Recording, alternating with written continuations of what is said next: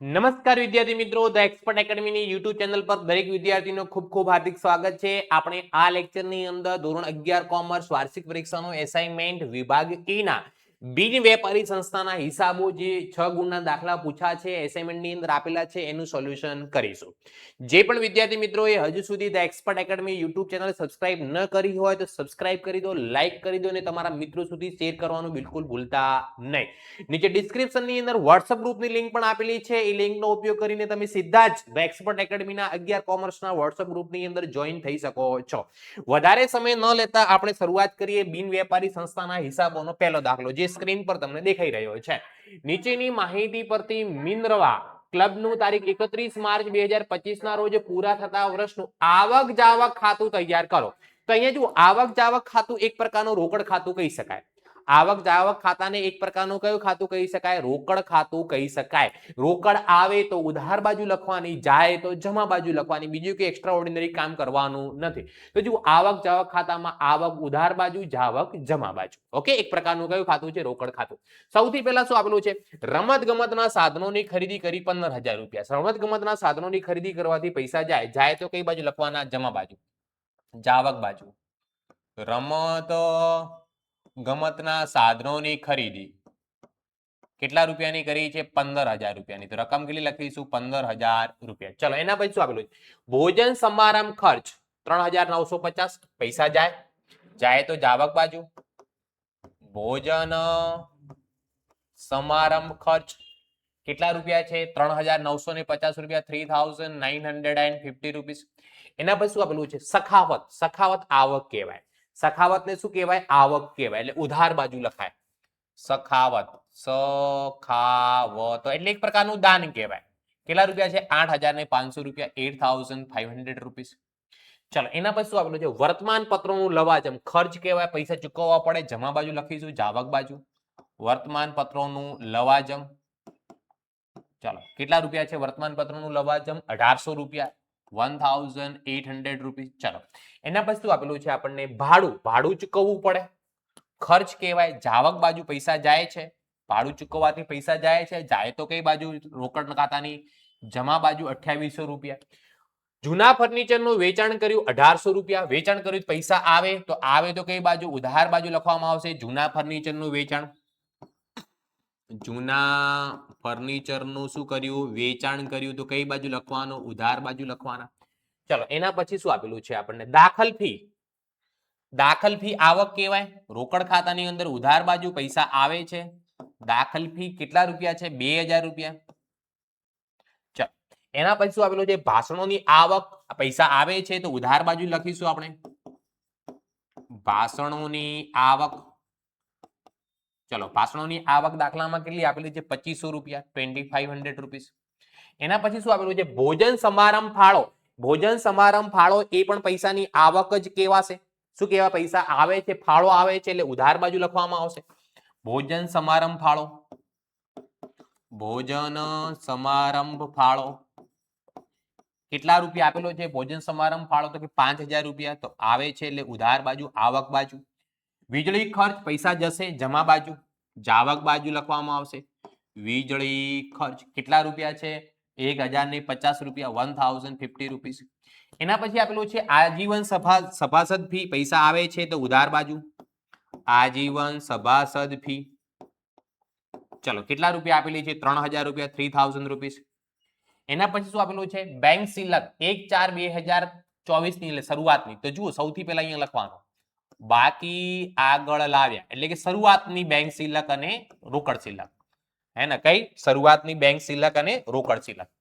એક લખી દઈએ આપણે બેંક સિલક. ચલો, બાકી આગળ લાવ્યામાં શરૂઆતની બેંક સિલક કેટલા રૂપિયા? 4,000.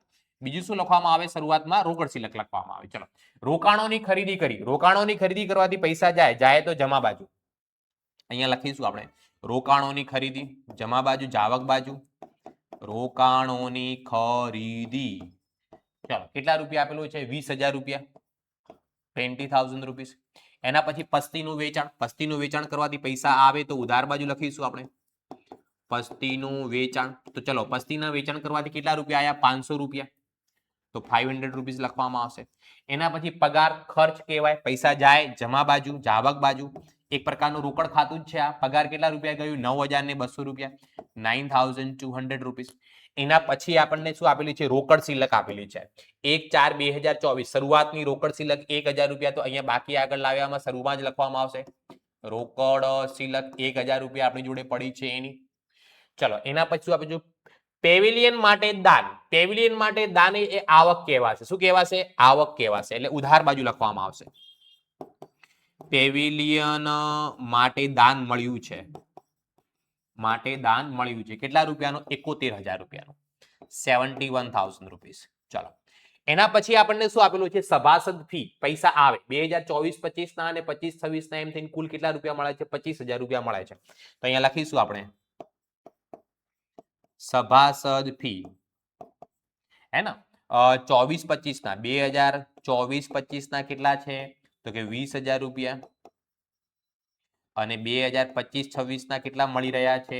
5,000 રૂપિયા. કુલ આવક છે, રોકડા આવે છે એટલે રોકડ ખાતાની ઉધાર બાજુ. પેવિલિયન બાંધકામ ખર્ચ. પેવિલિયન બાંધકામ ખર્ચ જમા બાજુ લખાશે. પેવિલિયન બાંધકામ ખર્ચ. ચલો પેવિલિયન બાંધકામ ખર્ચ કેટલા રૂપિયા આપેલો છે? 59,500, 59,500. એના પછી ફર્નિચરની ખરીદી. તો ફર્નિચરની ખરીદી કરવાથી પણ પૈસા જાય. ચલો તો ફર્નિચરની ખરીદી આપણે જમા બાજુ લખીશું. કેટલા રૂપિયા આપેલી છે? 5,500 રૂપિયા, 5,500 રૂપીસ. ઓકે, પછી શું આપેલું છે? આપણને રોકડ સિલક આપેલી છે, પણ આખરની છે. કઈ છે? આખરની. આખરની તો અહીંયા લખીશું બાકી આગળ લઈ ગયા, અથવા આખરની રોકડ સિલક પણ લખી શકાય. રોકડ સિલક. ચલો રોકડ સિલક કેટલા રૂપિયા આપેલી છે? રોકડ સિલક 500 રૂપિયા આપેલી છે. તો હવે જે જવાબ આવશે ને બેંક સિલકનો આવશે. જવાબ આવશે કયો આવશે? બેંક સિલકનો. હવે આપણે આનો શું કરી દઈએ? સરવાળો. તો જુઓ સૌથી પહેલા ઉધાર બાજુનો સરવાળો. પહેલી એન્ટ્રી કેટલી છે? 4,000 વત્તા 1,000 વત્તા 8,500 વત્તા 1,800 વત્તા 2,000 વત્તા 2,500 વત્તા 5,000 વત્તા 3,000 વત્તા 500 વત્તા 71,000 વત્તા 20,000 વત્તા 5,000. આનો સરવાળો થાય 1,24,300, 1,24,300. આ બાજુ બી કેટલા લખવાના? 1,24,300. આ 1,24,300 માંથી 1 બાય 1 એન્ટ્રીઓ બાદ કરવાની. પહેલી કેટલી છે? 15,000 માઇનસ 3,950 માઇનસ કેટલા? 1,800 માઇનસ કેટલા? 2,800 માઇનસ કેટલા? 1,050 માઇનસ 20,000 માઇનસ 9,200 માઇનસ 59,500 માઇનસ 5,500 અને છેલ્લે કેટલા? 500. એટલે 5,000 રૂપિયા વધે તો 5,000 આવશું કહેવાશે? આખરની બેંક સિલક કહેવાશે. બેંક સિલક. કેટલા રૂપિયા વધે છે? 5,000 રૂપિયા. આ તમારો જવાબ. Okay, complete. પહેલા દાખલામાં વિદ્યાર્થી મિત્રો ખબર પડી ગઈ? યસ કે નો? તો મારા માટે તમે કોમેન્ટ કરી દો કે હું તમને એકાઉન્ટ કેવો ભણાવી રહ્યો છું, એમાં તમને ખબર પડે છે કે નથી પડતી. અને કેટલા વિદ્યાર્થી મિત્રો મારી જોડે આવતા વર્ષે આખો વર્ષ સંપૂર્ણ સિલેબસ સાથે પહેલા દિવસથી 12મા ધોરણનું એકાઉન્ટ કેટલા વિદ્યાર્થીઓ મારી જોડે ભણવા માંગે છે એ પણ મને કોમેન્ટ કરીને જણાવો. હે ને? 12મા ધોરણમાં કેટલા વિદ્યાર્થીઓ મારી જોડે ઓનલાઈન આખો વર્ષ પહેલા દિવસથી એકડે એકથી સંપૂર્ણ syllabus with revision with paper solution કેટલા વિદ્યાર્થીઓ ભણવા માંગે છે એ મને કોમેન્ટ કરીને જણાવો. ઓકે, ચલો હવે આપણે વધારે સમય નહીં લઈએ, નેક્સ્ટ દાખલા ઉપર જઈએ. બીજા નંબરનો દાખલો શું આપેલું છે જુઓ. નવજ્યોત ક્લબની નીચેની વિગતો પરથી 31 માર્ચ 2025 ના રોજના પૂરા થતા વર્ષનું આવક જાવક ખાતું તૈયાર કરો. આવક જાવક ખાતું એટલે એક પ્રકારનું રોકડ ખાતું કેવા? પૈસા આવે તો આવક બાજુ લખવાના, પૈસા જાય તો જમા બાજુ લખવાના. બીજું કંઈ કામ કરવાનું નથી. તો સૌથી પહેલા જુઓ 1 બાય 1 આપણે એન્ટ્રી કરીએ. સૌથી પહેલા જો સાંસ્કૃતિક કાર્યક્રમના ખર્ચા આપેલા છે. ખર્ચા કરવાથી પૈસા જાય. જાય એટલે જમા બાજુ લખીશું આપણે. સાંસ્કૃતિક કાર્યક્રમના ખર્ચા. સાંસ્કૃતિક કાર્યક્રમના ખર્ચા કેટલા રૂપિયા આપેલા છે? એકડ બગડ 12,000 રૂપિયા, 12,000 રૂપીસ. ચલો એના પછી શું આપેલું છે? પરચુરણ ખર્ચા 2,000 રૂપિયા. એનાથી પણ પૈસા જાય. જાય એટલે જમા બાજુ લખીશું આપણે. પરચુરણ ખર્ચા કેટલા રૂપિયા? તો કે 2,000 રૂપિયા. ચલો એના પછી ચૂકવવાનું બાકી માનદ વેતન. ચૂકવવાનું બાકી છે. ચૂકવવાનું બાકી એટલે રોકડ આવતી પણ નથી, જતી પણ નથી. તો એની આ ચૂકવવાના બાકી વેતનની, માનવ વેતનની આવક જાવક ખાતામાં કોઈ નોંધ કરવામાં આવે નહીં, કેમ કે ચૂકવવાનું બાકી છે. પૈસા આવતા નથી, પૈસા જતા પણ નથી. હે ને? ચલો એના પછી વારસો. વારસો પૈસા આવે. આવે તો ઉધાર બાજુ. વારસાથી પૈસા આવે. વારસામાં આપણને મળ્યા કેટલા રૂપિયા? 10,000. મૂડી આવક કહેવાય. ચલો એના પછી સ્ટેશનરી ખર્ચ કેટલા રૂપિયા? 4,000 રૂપિયા. ચલો સ્ટેશનરી ખર્ચ 4000 રૂપિયા, હે ને, કૌંસમાં કંઈક લખેલું છે ગત વર્ષના એક બિલ 1000 સહી છે, તો પણ આપણી જોડેથી આ વર્ષે 4000 ગયા એટલે રોકડ ખાતામાં જમા 4000 જ લખવાના. ચલો, ચૂકવેલ ભાડું, કેટલા રૂપિયા ભાડું ચૂકવ્યું? 5600 રૂપિયા. પૈસા જાય છે જમા બાજુ. ચૂકવેલ ભાડું કેટલા રૂપિયા ગયું? તો કે ચૂકવેલ ભાડું 5600 રૂપિયા, 5600 રૂપિયા. ચાલો, એના પછી આપણને આપેલું છે જૂના ફર્નિચરનું વેચાણ 400 રૂપિયા. પૈસા આવે છે 400 રૂપિયા આવે છે તો આવક બાજુ લખીશું. જૂના ફર્નિચરનું આપણે શું કર્યું? તો કે વેચાણ કર્યું. ચાલો, જૂના ફર્નિચરનું વેચાણ કેટલા રૂપિયાનું કર્યું? તો કે 400 રૂપિયાનું, 400 રૂપીસનું કરવામાં આવ્યું. એના પછી ચોપડે કિંમતથી કોઈ લેવા દેવા છે નહીં. રમત ગમતના સાધનોની ખરીદી કરી, કેટલા રૂપિયા? 8000. પૈસા ગયા જમા બાજુ. ટૂંકમાં હું એ લખું રમત ગમતના સાધનોની ખરીદી, હે ને, તમારે પૂરું લખવાનું. રમત ગમતના સાધનોની ખરીદી કેટલા રૂપિયા છે? 8000 રૂપિયા. ચાલો, એના પછી શું આપેલું છે? લવાજમ. લવાજમ 2023-24 વર્ષના 6000 સહિત કુલ કેટલા મળ્યા? 20000. તો પૂરેપૂરી આપણે રોકડ ખાતામાં પૂરેપૂરી એન્ટ્રી કરવાની, જેટલા પૈસા મળતા હોય એટલી પૂરેપૂરી. ગયા વર્ષના હોય, ચાલુ વર્ષના હોય, નેક્સ્ટ વર્ષના હોય, પૂરેપૂરા 20000. એના પછી રોકાણોની ખરીદી કરી. રોકાણોની ખરીદી કરી, પૈસા જાય તો જમા બાજુ. રોકાણોની ખરીદી, ચાલો, રોકાણોની ખરીદી કેટલા રૂપિયા કરી? તો કે રોકાણોની ખરીદી 10000 ની, 10000 રૂપિયા લખવામાં આવશે. એના પછી ફર્નિચર પર ઘસારો ગણ્યો. ફર્નિચર પર ઘસારો ગણવાથી રોકડ આવતી પણ નથી અને રોકડ જતી પણ નથી, તો આવક જાવક ખાતામાં એટલે રોકડ ખાતામાં એની નોંધ કરવામાં આવે નહીં.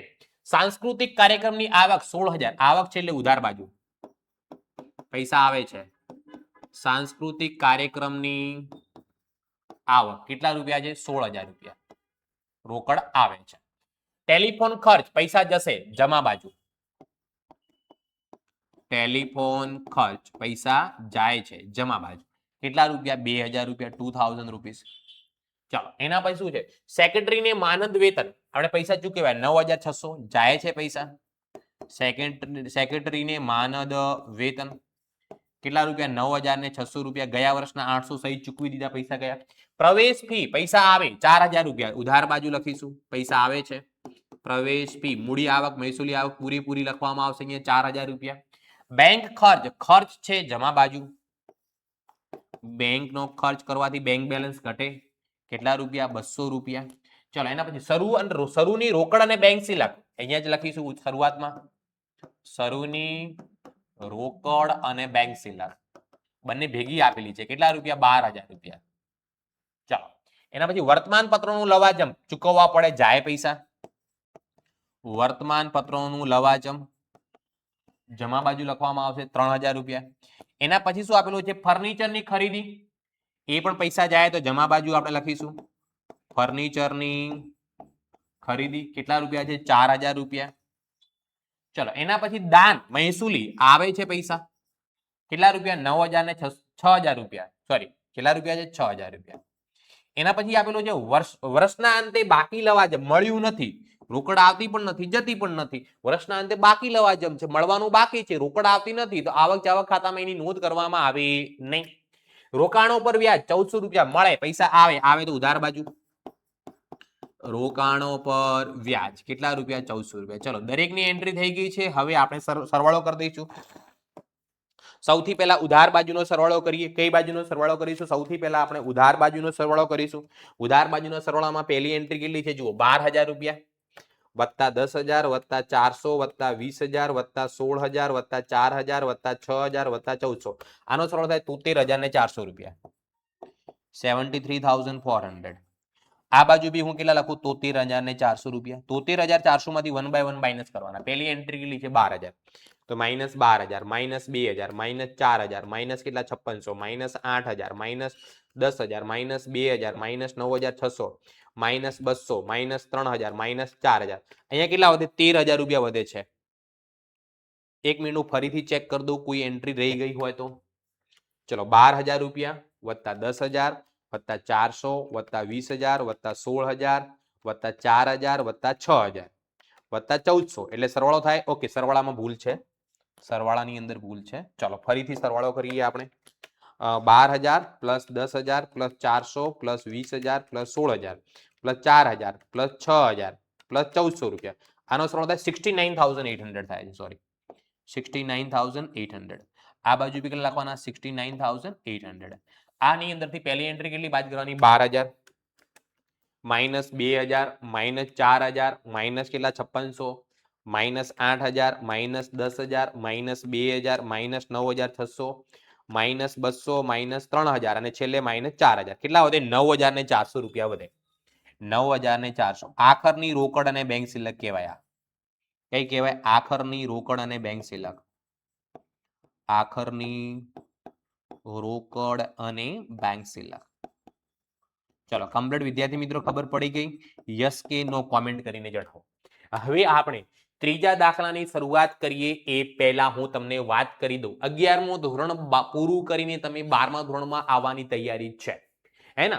તો જે વિદ્યાર્થી મિત્રો 12મા ધોરણની અંદર ટોપ કરવા માંગતા હોય, જે વિદ્યાર્થી મિત્રોને એકાઉન્ટ અને આંકડા શાસ્ત્રની અંદર 100 માંથી 100 ગુણ મેળવવાનો લક્ષ્ય હોય, ટાર્ગેટ હોય કે અમારે 95-90+ મેળવવા છે, ટોપ કરવું છે, તનતોડ મહેનત કરવી છે, એમના માટે, દરેક વિદ્યાર્થી માટે નથી, જેને 60-70% લાવવા છે, પાસ થવું છે, બીજું કંઈ વધારે કરવું નથી, મહેનત નથી કરવી, તો એ લોકો આ બેચમાં જોડાતા નહીં. જે લોકો એની અંદર તમને live classes, recorded lecture, regular test લેવામાં આવશે, પીડીએફ ની નોટ્સ મળશે તમને. સાથે સાથે હું વાત કરું વિષયની તો એકાઉન્ટ, આંકડાશાસ્ત્ર, અર્થશાસ્ત્ર, વાણિજ્ય વ્યવસ્થા અને સંચાલન, આ 4 વિષય સંપૂર્ણ પહેલા દિવસથી એટલે કે 20 એપ્રિલ 2026 થી શરૂઆત થઈ જશે આ બેચની. જેવી તમારી પરીક્ષા પૂરી થશે એના બીજા જ દિવસથી, એના 20 એપ્રિલ 2026 થી આ બેચની આપણે શરૂઆત કરી દઈશું.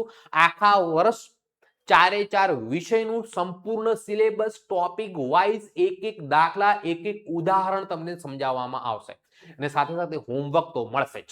એટલે મેં તમને પહેલેથી જ કીધું છે, તનતોડ મહેનત કરવા વાળા હોય ને એ જ વિદ્યાર્થી આ બેચની અંદર જોડાવાનું.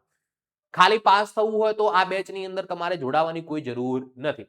જે તનતોડ મહેનત કરવા માંગતા હોય, ભવિષ્યમાં એમને કંઈક ગોલ હોય, એવા વિદ્યાર્થી મિત્રો આ નંબર પર 9737448382 આ નંબર પર વોટ્સઅપ પર મેસેજ કરી આ બેચની અંદર જોઈન થઈ શકો છો.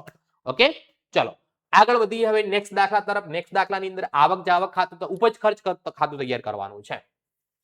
નીચેની માહિતી પરથી અમન હોસ્પિટલનું તારીખ 31 માર્ચ 2025 ના રોજ પૂરા થતા વર્ષનું ઉપજ ખર્ચ ખાતું બનાવવાનું છે અને નીચે આપણને 3 હવાલાઓ આપેલા છે. તો સૌથી પહેલા આપણે હવાલાઓની નોંધ કરીશું. પહેલો હવાલો શું છે? 1,000 રૂપિયા હોલનું ભાડું મળવાનું બાકી છે. તો દાખલાની અંદર જુઓ, આપણને હોલનું ભાડું આપેલું હશે. જુઓ, હોલનું ભાડું કેટલું મળ્યું? 11,000 મળ્યું. આવક કહેવાય. એટલે ઉપજ ખર્ચ ખાતું એક પ્રકારનું આપણું નફા નુકસાન ખાતું છે. તો હોલનું ભાડું મળ્યું એટલે જમા બાજુ લખાય. ચલો, હોલનું ભાડું કેટલા રૂપિયા મળ્યું? 11,000 રૂપિયા. પ્લસ હજુ આપણને હવાલામાં કીધું છે કે મળવાનું બાકી કેટલું છે? તો મળવાનું બાકી 1,000 છે. તો 11,000 ને 1,000 કુલ કેટલા રૂપિયા કહેવામાં આવશે? 12,000 રૂપિયા કહેવામાં આવશે. એની બીજી એન્ટ્રી મળવાના બાકીની આપણે પાકા સરવૈયામાં કરવામાં આવે, પણ આ દાખલામાં આપણે પાકું સરવૈયું બનાવવાનું નથી. બીજો હવાલો, 8,500 નું લવાજમ સભ્યો પાસેથી મળવાનું બાકી છે. તો જો લવાજમ તમને ક્યાંક આપેલું હશે, જુઓ ક્યાંક ને ક્યાંક દાખલાની અંદર શું આપેલું હશે? લવાજમ આપેલું હશે. જોઈ લઈએ આપણને. મળેલ દાન, એક્સરે મશીન. ઓકે, સભ્યો પાસેથી મળેલ લવાજમ કેટલા રૂપિયા? 45,500. આવક છે, નફા નુકસાન ખાતાની એટલે ઉપજ ખર્ચ ખાતાની જમા બાજુ લખાય. સભ્યો પાસેથી મળેલ લવાજમ, ચલો કેટલા રકમ આપેલા છે? 45,500, 45,500 પ્લસ હજુ મળવાનું બાકી કેટલું? જુઓ, મળવાનું બાકી તો દાખલાની અંદર કહેલું છે મળવાનું બાકી કેટલું છે? 8,500. 8,500. તો આ બંનેનો સરવાળો કરો તો કુલ રકમ કેટલી આવે? 54,000 રૂપિયા આવે.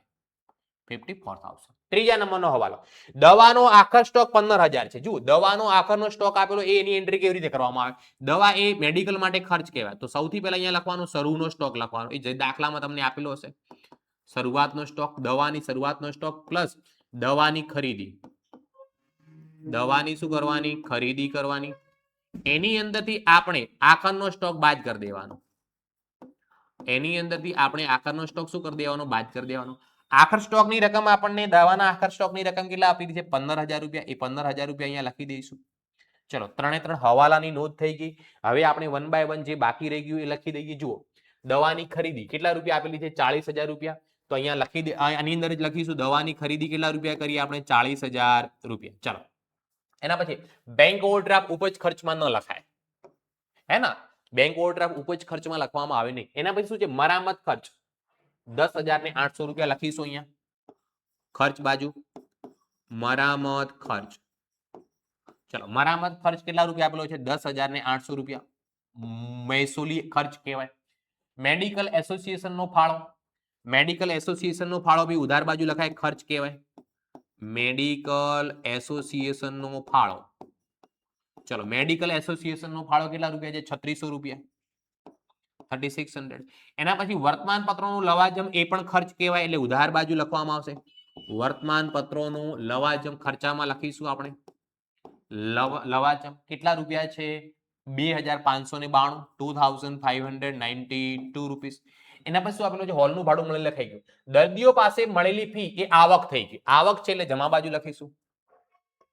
દર્દીઓ પાસેથી મળેલી ફી કેટલા રૂપિયા આવક થઈ છે, 28,000 રૂપિયા, 28,000. ઓકે. એના પછી આપેલું છે ડોક્ટરોને એનરેરિયમ, એટલે ડોક્ટરનો પગાર જ ગણી લેવાનો તમારે. ડોક્ટરનો એનરોરિયમ, ચલો કેટલા રૂપિયા આપેલું છે, 30,000 રૂપિયા, ખર્ચ કહેવાય, ખર્ચા બાજુ લખીશું. એના પછી આપણને સ્ટાફ પગાર 15,000 આપેલું છે, એ પણ ખર્ચા બાજુ લખાશે. સ્ટાફ પગાર એ પણ ક્યાં લખાશે, ખર્ચા બાજુ. સ્ટાફ પગારની રકમ કેટલી આપેલી છે, 15,000 રૂપિયા, ઉપજ ખર્ચની અંદર ખર્ચા બાજુ લખાય. એના પછી શું આપેલું છે, જુઓ રોકડ સિલક અહીંયા ન લખાય, મળેલ દાન એ પણ ન લખાય, કેમ કે મૂડી આવક કહેવાય, મૂડી આવક ઉપજ ખર્ચમાં લખવામાં આવતી નથી. ચલો એના પછી દાખલાની અંદર આપણને શું આપેલું છે, 10% જામીનગીરીમાં રોકાણ, રોકાણ કર્યું એ મૂડી ખર્ચ કહેવાય, એની નોંધ નહીં કરાય, પણ એમાં આપણે વ્યાજ ગણવું પડશે. શું ગણવું પડશે, વ્યાજ. એ દાખલાની અંદર આગળ આપેલું છે કે નહીં આપેલું એ આપણે જોઈ લઈશું, બરાબર. ચલો એના પછી રોકડ સિલક નહીં લખાય. એક્સરે મશીન ખરીદવા માટે મળેલ દાન, આ એક ખાસ હેતુ માટે મળેલ દાન છે એટલે મૂડી આવક કહેવાય, નહીં લખાય. ચેરિટી શોની આવક લખાશે, જમા બાજુ આવક છે. ચેરિટી શોની આવક, ચલો ચેરિટી શોની આવક કેટલી આપેલી છે, 50,000 રૂપિયા, 50,000 રૂપીસ.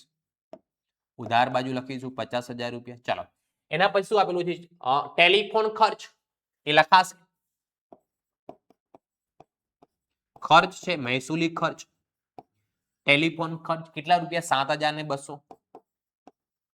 ચાલો એના પછી સભ્યો પાસેથી લવાજમ લખી દીધું છે. સાધનોની ખરીદી નહીં લખાય, કેમ કે મૂડી ખર્ચ કહેવાય. કરવેરા અને વીમો લખાશે, મહેસૂલી ખર્ચ છે. કરવેરા અને વીમો કેટલા રૂપિયા આપેલો છે, કરવેરા અને વીમો 8,000 રૂપિયા. ચલો એના પછી લેબોરેટરીની આવક 18,000 રૂપિયા આવક છે, જમા બાજુ. લેબોરેટરીની આવક ચલો કેટલા રૂપિયા આપેલી છે, 18,000 રૂપિયા, 18,000 રૂપીસ. ચલો એના પછી દવાનો સ્ટોક 1/4 શરૂઆતનો સ્ટોક છે, જુઓ તો અહીંયા લખીશું 12,000 રૂપિયા. તો 40,000 ને 12,000 એની અંદરથી આપણે 15,000 બાદ કરો એટલે દવાનો વપરાશ કેટલો કહેવાય, 37,000 કહેવાય. કેટલો કહેવાય, 37,000. પછી એના પછી શું આપેલું છે, ચેરિટી શોનો ખર્ચ લખાશે. ચેરિટી શોનો ખર્ચ કેટલા રૂપિયા આપેલું છે, 36,500 રૂપિયા ખર્ચ છે, એટલે ખર્ચ બાજુ લખીશું. રોકાણો પર વ્યાજ એ મહેસૂલી આવક કહેવાય, પણ રોકાણો પર વ્યાજ પર ખાસ ધ્યાન રાખવાનું. આપણને આપેલી કેટલી છે, 2,400 રૂપિયા. હવે આપણે રોકાણ કેટલાનું કરેલું છે એ જોઈ લો. તો રોકાણો આપણે 60,000 નો કરેલા, કેટલાના કરેલા છે, 60,000. 60,000 ઉપર જુઓ અહીંયા આપણે રોકાણો આપેલા હતા 10% સરકારી જામીનગીરીના રોકાણો. તો 60,000 ના 10% કરું તો આખા વર્ષનું વ્યાજ ખરેખર 6,000 મળવું જોઈએ, પણ આપણે 1/10 કર્યું છે રોકાણ. એટલે 10મો 11મો 12મો પહેલો બીજો ત્રીજો 6 મહિનાનો ગણવાનો. 6 મહિનાનો ખરેખર આપણને 3,000 રૂપિયા વ્યાજ મળવું જોઈએ. કેટલો, 3,000 મળ્યો છે, કેટલો, 2,400 રૂપિયા. એનો મતલબ 600 રૂપિયા હજુ મળવાનો બાકી છે. આની અંદર 600 રૂપિયા મળવાનું બાકી વ્યાજ પ્લસ કરવામાં આવશે, અને બાર રકમ કેટલી લખવામાં આવશે, 3,000 રૂપિયા લખીશું અહીંયા. મળવાનું બાકી વ્યાજ, મળવાનું બાકી વ્યાજ. ચલો એના પછી શું આપેલું છે, લેબોરેટરીનો ખર્ચ 16,000 ખર્ચ છે, ઉધાર બાજુ લખાશે. લેબોરેટરીનો ખર્ચ કેટલા રૂપિયા છે, 16,000 રૂપિયા. ચાલો એના પછી છેલ્લે મળેલ પ્રવેશમાં 50% મૂડી આવક છે, તો આપણે મૂડી આવક નથી લખવાની, ખાલી મહેસૂલી લખવાની છે. મળેલ પ્રવેશ ફી 50% છે મહેસૂલી આવક, એટલે 6,000 ના 50% કેટલા લખવામાં આવશે? મહેસૂલી આવકમાં 3,000 રૂપિયા. ચલો દરેક એન્ટ્રી થઈ ગઈ. હવે આપણે શું કરવાનો છે? સરવાળો કરવાનો છે, બીજું કોઈ એક્સ્ટ્રા ઓર્ડિનરી કામ કરવાનો નથી, હે ને? ચલો ચલો આપણે જમા બાજુનો સરવાળો કરીએ. સૌથી પહેલા આવક બાજુનો કેટલા રૂપિયા છે? પહેલી એન્ટ્રી 28,000. 28,000 વત્તા કેટલા? 12,000 વત્તા કેટલા? 54,000 વત્તા કેટલા? 3,000 વત્તા 50,000 વત્તા 18,000 વત્તા કેટલા? 3,000. આનો સરવાળો થાય 1,68,000 રૂપિયા. 1,68,000. આ બાજુ બી કેટલા લખવાના? 1,68,000. 1,68,000 માંથી પહેલી એન્ટ્રી કેટલી બાદ કરવાની? 16,000. તો માઇનસ 16,000. એકડ છગડ 16,000. ચલો 16,000 માઇનસ પાછા 15,000 માઇનસ 37,000 માઇનસ 10,000 ને 800 માઇનસ 3600 માઇનસ 2,592 માઇનસ 30,000 રૂપિયા માઇનસ 7,200 રૂપિયા માઇનસ 8,000 રૂપિયા અને માઇનસ 36,000 ને 500 રૂપિયા. આનો જવાબ આવે 1,308 રૂપિયા. કઈ બાજુનો સરવાળો વધારે હતો? ઉપજ બાજુનો. તો શું લખવામાં આવે? ઉપજનો ખર્ચ પરનો વધારો. ઉપજનો ખર્ચ પરનો વધારો. ઉપજનો ખર્ચ પરનો વધારો કેટલા રૂપિયા? 1,308 રૂપિયા. ચલો કમ્પ્લીટ ખબર પડી ગઈ વિદ્યાર્થી મિત્રો? યસ કે નો કોમેન્ટ કરી દો મારા માટે. જે તમે કોમેન્ટ કરશો તો મને ઉત્સાહ મારો વધશે, મને પ્રોત્સાહન મળશે, હે ને?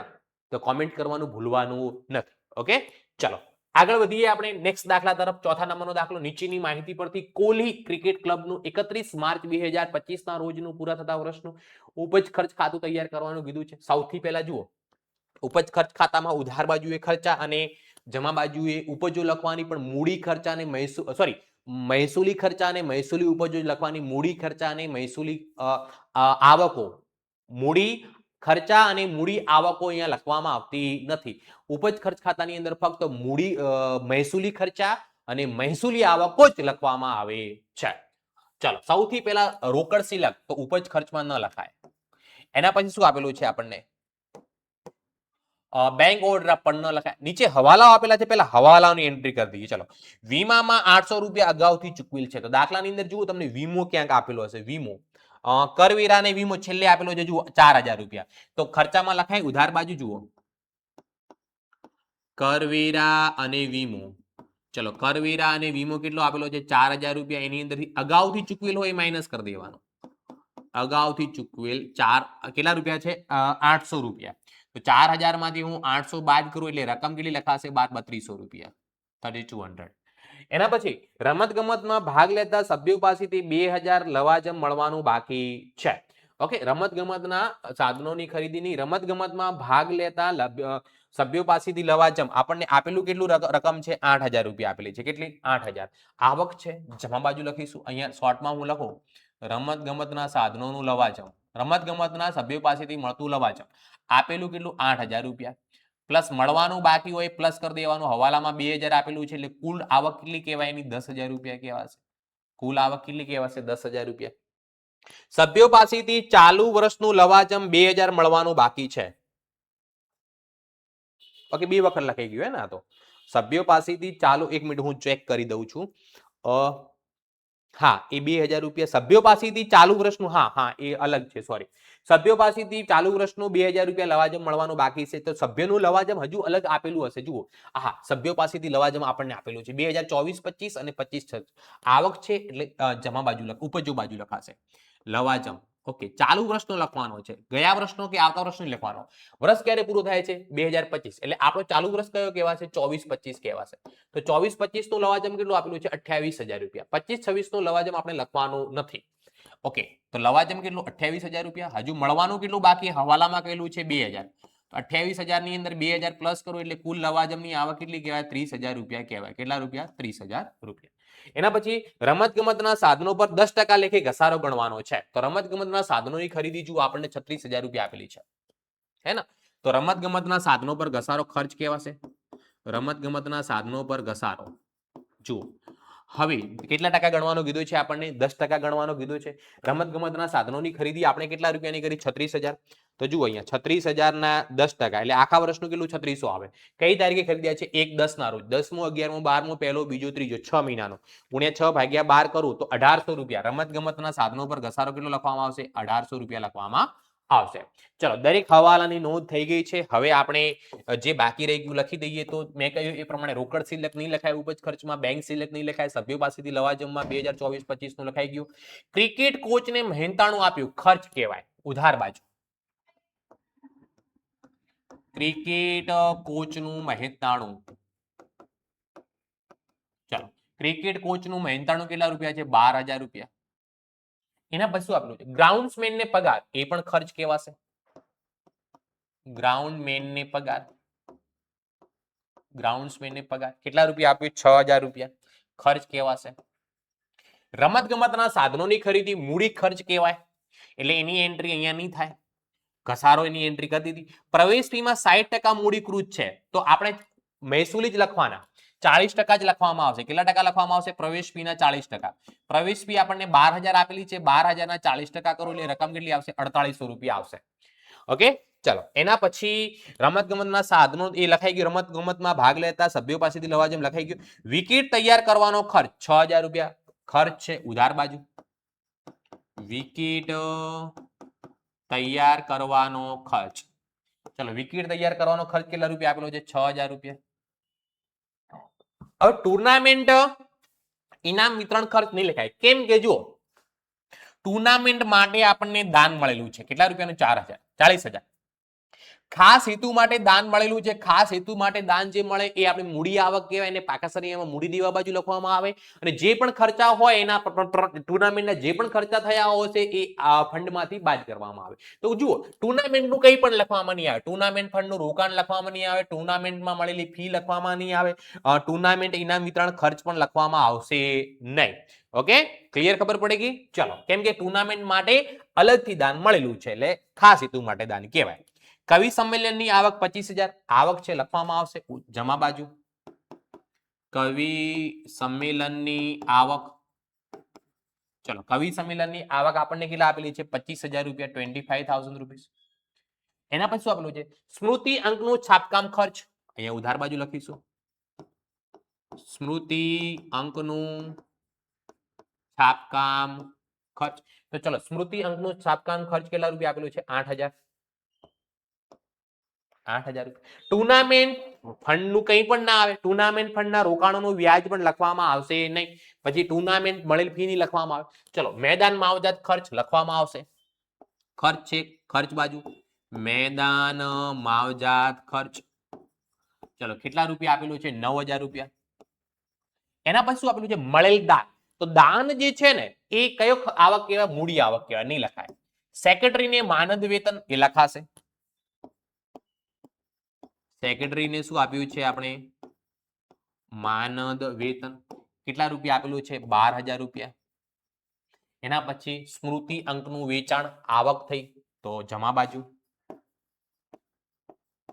સ્મૃતિ અંકનું વેચાણ કેટલા રૂપિયા આપેલું છે? સ્મૃતિ અંકનું વેચાણ 24,000 રૂપિયા. ચાલો એના પછી ટુર્નામેન્ટ માટે કવિ સંમેલન ખર્ચ લખાશે. કવિ સંમેલન ખર્ચ કેટલા રૂપિયા લખાશે? 14,000 રૂપિયા. સ્ટેશનરી ખર્ચ પણ લખાશે અહીંયા.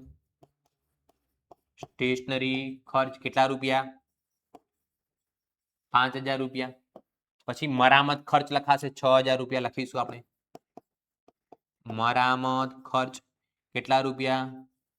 6,000 રૂપિયા. મળેલ બેંક વ્યાજ આવક કહેવાશે જમા બાજુ. મળેલ બેંક વ્યાજ કેટલા રૂપિયા? 1,000 રૂપિયા. એના પછી શું આપેલું છે? ટુર્નામેન્ટ ફી આપેલી છે આપણને. શું આપેલી છે? Tournament fee. એની લખાય ટુર્નામેન્ટનું કંઈ પણ. અમ્પાયર ફી ખર્ચ કહેવાશે, ઉધાર બાજુ લખીશું આપણે. અમ્પાયર ફી કેટલા રૂપિયા? 8,000 રૂપિયા. એના પછી મુખ્ય ક્લબ સાથેની જોડાણ ફી ખર્ચ કહેવાય, ઉધાર બાજુ લખીશું. મુખ્ય ક્લબ સાથેની જોડાણ ફી કેટલા રૂપિયા? 4,000. હવે આપણે શું કરવાનું છે? દરેક એન્ટ્રી થઈ ગઈ, કરવેરા અને વીમો લખાઈ ગયો છે. હવે આપણે એનો શું કરવાનો છે? સરવાળો કરવાનો છે. સૌથી પહેલા આની અંદર આપણે ઉધાર બાજુનો સરવાળો કરી દઈએ. ચલો તો ઉધાર બાજુનો સરવાળો જે બાજુ વધારે થતો હોય ને એ બાજુનો પહેલો કરવાનો. કેટલો છે? 12,000. 6,000 અગેન 6,000, 8,000, 3,200, 1,800, 9,000, 12,000, 14,000, 5,000, 6,000, 8,000, 4,000. આનો સરવાળો ઉધાર બાજુ થાય છે 95,000, 95,000 રૂપિયા. ચલો જમા બાજુ કરી દઈએ. જમા બાજુ 95,000 માંથી માઇનસ કરી દઈએ 4800 રૂપિયાની પહેલી એન્ટ્રી. 10,000 માઇનસ 3,000 માઇનસ 25,000 માઇનસ 24,000 અને માઇનસ 1,000. આનો સરવાળો આવે છે કેટલો વધે છે 27,200 વધે છે. ફરીથી આપણે એક વખત ચેક કરી દઈએ છીએ હે ને. સૌથી પહેલા 12,000, 6,000, 6,000, 8,000, 3,200, 1,800, 9,000, 12,000, 14,000 વત્તા 5,000 વત્તા 6,000 વત્તા 8,000 વત્તા 4,000 95,000 આ બાજુ જ બરાબર છે. 95,000 માંથી પ્રવેશ ફી 4,800 માઇનસ 10,000 લવાજમ માઇનસ 30,000 માઇનસ 25,000 માઇનસ 24,000 અને માઇનસ 1,000 રૂપિયા. 200 રૂપિયા વધે. આ બાજુ કેટલા 95,000 લખવામાં આવશે અને બધા ખર્ચા બાદ કરતા કેટલા રૂપિયા વધે 200 રૂપિયા વધે. એટલે શું લખાશે ખર્ચનો ઉપજ કરતા વધારો. ખર્ચનો ઉપજ કરતા વધારો. ક્લિયર? ચાલો નેક્સ્ટ દાખલા તરફ જઈએ અને વિભાગ ઈ નો છેલ્લો દાખલો. હવે નેક્સ્ટ આ દાખલો પૂરો કર્યા પછી આ વિડિયા પછી તમને વિભાગ એફ નું સોલ્યુશન મળશે. જે વિદ્યાર્થી મિત્રોએ હજુ સુધી the expert academy YouTube channel subscribe ન કરી હોય તો સબસ્ક્રાઇબ કરી દો, લાઇક કરી દો અને તમારા મિત્રો સુધી શેર કરવાનું બિલકુલ ભૂલતા નહીં. આગળ વધીએ છીએ. કિરણ ક્લબના આવક જાવક ખાતા અને વધારાની માહિતીને ધ્યાનમાં લઈ ઉપજ ખર્ચ ખાતું તૈયાર કરો. આપણને દાખલાની અંદર આવક જાવક ખાતું આપેલું છે, એના પરથી આપણે ઉપજ ખર્ચ ખાતું બનાવવાનું છે. મહેસૂલી આવકો અને મહેસૂલી ખર્ચા જ લખવાના છે. હવાલા જોઈ લઈએ. દાખલ ફીના 50% મૂડીકૃત કરવાના છે તો 50% મહેસૂલી કહેવાશે. તો દાખલ ફી દાખલાની અંદર જુઓ કેટલી આપેલી છે 1,800 રૂપિયા આપેલી છે. તો એની અંદરથી 50% મૂડીકૃત છે તો 50% કેટલા દાખલ ફી, 50% કેટલા મહેસૂલી કેટલા કહેવાશે 900 કહેવાશે. મહેસૂલી આવક એની કેટલી કહેવામાં આવશે 900 કહેવામાં આવશે. ચૂકવવાનો બાકી પગાર 650 છે તો આપણને દાખલાની અંદર પગાર આપેલો હશે. જુઓ પગાર કેટલો આપેલો છે 4,750. ઉધાર બાજુ લખાય ખર્ચ છે એટલે પગાર 4,750 રૂપિયા. એની અંદર પ્લસ કરી દેવાનું ચૂકવવાનો બાકી. ચલો તો ચૂકવવાનો બાકી કેટલા રૂપિયા પગાર છે તો ચૂકવવાનો બાકી પગાર છે 650 રૂપિયા. આ બંનેનો સરવાળો કરું એટલે કેટલો સરવાળો આવે 5400 રૂપિયા. ચાલો એના પછી રોકાણો પર મળવાનું બાકી વ્યાજ 250 છે તો રોકાણોનું વ્યાજ કેટલું આપેલું છે 1650. આવક કેવાશે જમા બાજુ લખાશે રોકાણો પર વ્યાજ. ચલો રોકાણો પર વ્યાજ કેટલું 1650 રૂપિયા. મળવાનું બાકી છે પ્લસ કરતો. ચલો કેટલા રૂપિયા બાકી છે તો કે હવાલામાં કીધું છે 250. 1650 ની અંદર 250 પ્લસ કરવું એટલે કેટલી રકમ આવે 1900 રૂપિયા આવે. એના પછી ક્લબના 125 સભ્યો છે જે દરેક વાર્ષિક 50 રૂપિયા લવાજમ ચૂકવે છે. તો અહીંયા જુઓ લવાજમ કેટલું આપેલું છે લવાજમ. અહીંયા જુઓ કયો વર્ષ છે 2025 છે એટલે આ ચાલુ વર્ષ કયો કહેવાશે 24-25 કહેવાશે. કયો કહેવાશે 24-25. તો આપણે લવાજમની જે આવક છે ને ફક્ત 24-25 ની જ લખવાની. લવાજમની આવક જે છે એ 24-25 ની લખવાની, દરેક વર્ષની નહીં લખવાની. તો લવાજમ જુઓ 24-25 નું કેટલું આપેલું છે 5800 એને 23-24 નું નહીં લખવાનું આવક જાવકમાં અને 25-26 નું પણ નહીં લખવાનું. લવાજમ આપેલું કેટલું 5800 રૂપિયા આપેલું છે. હવે જુઓ સમજજો સભ્યો કેટલા છે કુલ 125. કુલ સભ્યો કેટલા 125. એક સભ્ય કેટલા રૂપિયા લવાજમ આપે 50 રૂપિયા. તો જુઓ 125 ગુણ્યા હું 50 કરું તો રકમ આ 6,250 થવા જોઈએ. કેટલા 6,250. 6,250 માંથી આપણને 5800 જ મળ્યા છે. તો હજુ કેટલા મળવાના બાકી છે 450 રૂપિયા મળવાના બાકી છે. એટલે 12 રકમ કેટલી લખાશે 6,250. 450 રૂપિયા મળવાના બાકી. એની બીજી એન્ટ્રી પાકા સરૈયામાં થાય. ચલો ફર્નિચર તથા બિલ ટેબલ પર અનુક્રમે 300 અને 200 ઘસારાની જોગવાઈ કરો. તો જુઓ ફર્નિચર પર ઘસારો ઉપજ ખર્ચમાં લખાશે ફર્નિચર પર ઘસારો ડેપ્રિસિએશન ઓન ઘસારો. ચલો ફર્નિચર પર ઘસારો કેટલા રૂપિયા છે 300 રૂપિયા. પછી આપણને શું આપેલું છે બિલિયર્ડ પર ઘસારો. બિલિયર્ડ પર ઘસારો. ચલો બિલિયર્ડ પર ઘસારો કેટલા રૂપિયા આપેલો છે આપણને 200 રૂપિયા. એના પછી શું આપેલું છે બેંકી વ્યાજના 50 જમા કરેલ છે જેની નોંધ કરવાની બાકી છે. બેંકી વ્યાજના 50 રૂપિયા શું કર્યા જમા કર્યા. જમા કર્યા એટલે શું થઈ ગઈ આવક થઈ ગઈ. આવક થઈ એટલે આપણે ઉપજમાં લખીશું બેંક વ્યાજ જેની એન્ટ્રી કરવાની બાકી રહી ગઈ. કેટલા રૂપિયા બેંક વ્યાજની આવક છે 50 રૂપિયા. ચલો દરેક હવાલા થઈ ગયા. હવે આપણે બાકી રહી ગયું જોઈ લઈએ. જુઓ બાકી આગળ લાવ્યા તો ન લખાય. મનોરંજન કાર્યક્રમની આવક લખાશે અહીંયા લખીએ આપણે મનોરંજન કાર્યક્રમની આવક, ચલો મનોરંજન કાર્યક્રમની આવક કેટલા રૂપિયા આપેલી છે? 4,950 રૂપિયા, 4,950 રૂપિયા. ચલો એના પછી દાખલ ફી લખાઈ ગઈ, રોકાણો પર વ્યાજ લખાઈ ગયું, સખાવત ન લખાય કેમ કે સખાવત એ મૂડી આવક કહેવામાં આવેલી, એની નોંધ અહીંયા ઉપજ ખર્ચમાં થશે નહીં. પછી લવાજમ લખાઈ ગયું, જૂના ફર્નિચરનું વેચાણ પણ ન લખાય, મૂડી આવક કહેવાય. બાકી આગળ લાવ્યા ન લખાય. પછી સ્ટેશનરી ખર્ચ ખર્ચમાં લખાશે, સ્ટેશનરી ખર્ચ ખર્ચ બાજુ લખાશે. સ્ટેશનરી ખર્ચ કેટલા રૂપિયા છે? 1,000 રૂપિયા. એના પછી જુઓ, ફર્નિચરની ખરીદી ન લખાય, રોકાણોની ખરીદી ન લખાય અને બિલિયર્ડ ટેબલ પણ ન લખાય કેમ કે આ બધા કયા ખર્ચા કહેવાય? મૂડી ખર્ચા કહેવાય. પછી મનોરંજન કાર્યક્રમ ખર્ચ લખાશે, મનોરંજન કાર્યક્રમ ખર્ચ કેટલા રૂપિયા કીધું કર્યું છે? 2,550 રૂપિયા. અને આખરની અને આકારની રોકડ સિલક અને બેંક સિલક પણ લખાય નહીં. હવે આપણે શું કરીશું? સરવાળો. સૌથી પહેલા આની અંદર ઉપજ બાજુનો સરવાળો કરી દઈએ આપણે. પહેલી એન્ટ્રી કેટલી છે? 50 રૂપિયા પ્લસ 900 પ્લસ 1900 પ્લસ 6,250 પ્લસ 4,950. આનો સરવાળો 14,050 થાય.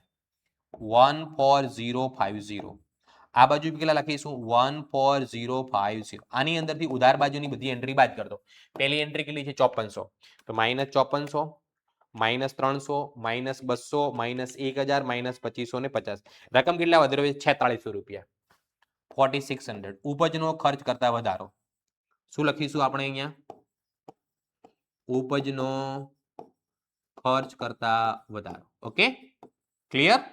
ચલો તો વિભાગ ઈ સંપૂર્ણ પૂરો થઈ ગયો છે. નેક્સ્ટ લેક્ચરથી આપણે શરૂઆત કરીશું વિભાગ એફ ની. જે પણ વિદ્યાર્થી મિત્રો હજુ સુધી વોટ્સઅપ ગ્રુપમાં જોઈન ન થયા હોય તો નીચે ડિસ્ક્રિપ્શનની અંદર વોટ્સઅપ ગ્રુપની લિંક આપેલી છે. મળીએ છીએ આપણે નેક્સ્ટ લેક્ચરની અંદર વિભાગ ઈ સાથે. Thank you so much. Tata, bye bye, C you.